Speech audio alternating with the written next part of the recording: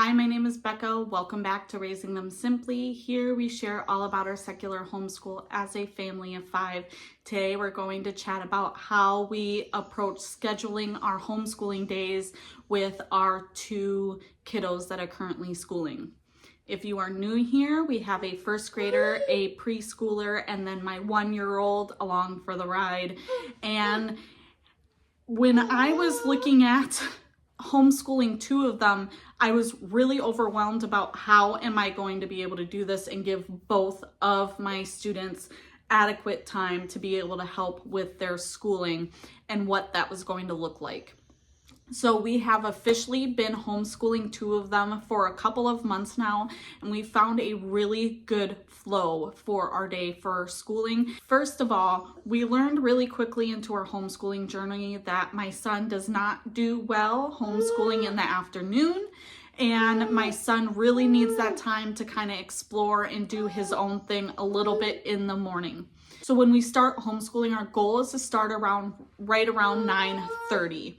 So when we're going to start school, I try to make sure that the table is ready and prepared for that.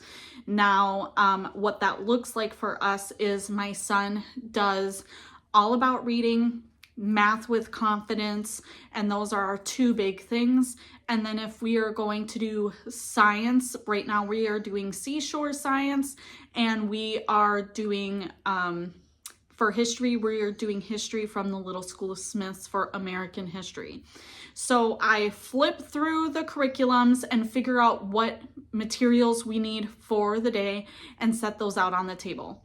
My daughter does the pre-reading from All About Reading, and we do a little bit of math from I believe it's called Preschool Math at Home from Kate Snow. That's the creator of Math with Confidence. So those are the only 2 things that we do with her, but I flip through everything and get everything laid out on the table so that it's ready by the time my kids come to the table when the timer goes off for 9:30.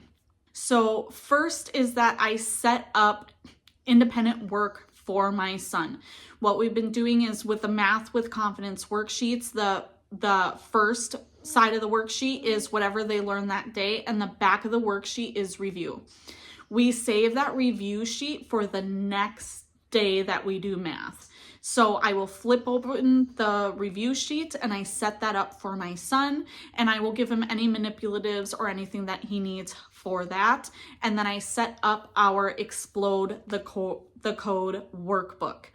I will flip open to the right pages and I will give directions to my son as to what he needs to do for that review sheet and the Explode the Code worksheets for that. And I set a timer for him because he is very visual, and the timer is really motivating to get him to complete his work before the timer goes off. We have a visual timer. I will link it down below for you guys if you want to check it out, but it's done wonders for our homeschool. While he is doing that at the kitchen table, I'm on the other side of the kitchen table with our All About Reading pre-reading poster with all the letters on it. We get Ziggy the Zebra out. We sing our songs. She does her morning menu. I have a video on that. I'll link it down below. But in the morning menu, I add different sheets in there for whatever letter or number she is learning currently in there. So we do that. She gets that one-on-one connection time, which is so important for her. We were struggling with her constantly interrupting school because she needed that one-on-one, and this has really helped us. So we do all of that with her. Usually my son finishes the worksheets before I'm done with my preschooler. If that's the case, he can play with something in the living room, or he can do kinetic sand at the table, or a different activity, or draw or something. It just has to be quiet, and he has to be in the area so that way it's easier to bring him back to the table when it's back to his turn.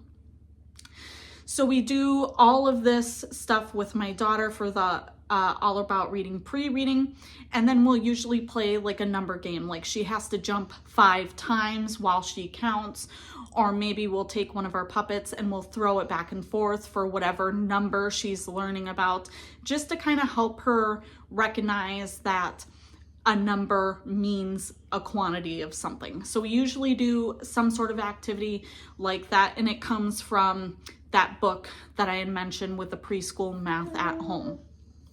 Now, some days my daughter, once we finish that, she wants to do an activity bin that we set up, or maybe she is perfectly content playing with her little sister in the living room. Sometimes she is not. And if that's the case, we have two different leapfrog videos. One is the letter factory and one is about numbers and pirates and stuff. And I will put one of those videos in for her. That video, our TV is downstairs, so it's not distracting for my son, and it still gets her some learning educational time if I need some more structured one-on-one time with my first grader. Once she's all set up and I go back to my son, that's when I will take out our all about reading, and we will go through whatever section of the lesson we are doing for that day for that, and then we will go on to math and do his math lesson. By around this time, it's usually lunchtime. So the kids do a quiet activity at the table. I clean up everything that we've already completed, and we will do an easy lunch. Usually we do like a snacky lunch with lunch meat or cheese or leftovers or something really easy. And then while they are eating, we will either do our science or our history for the day. Both of these curriculums that we use are literature heavy, so there's books and stuff that we have to read. So while they eat, I will open up the book and I will read the story. Sometimes there's a video or something that goes with it. We will watch that while we eat. And by the time I'm done with that portion, they're usually done eating. And then we will do whatever activity goes with it. So sometimes there's an experiment, or we have to build a diagram or draw a map or anything like that. And then when that is done, our homeschooling is done for the day. All in all, this takes about an hour and a half. It does not take too long at all.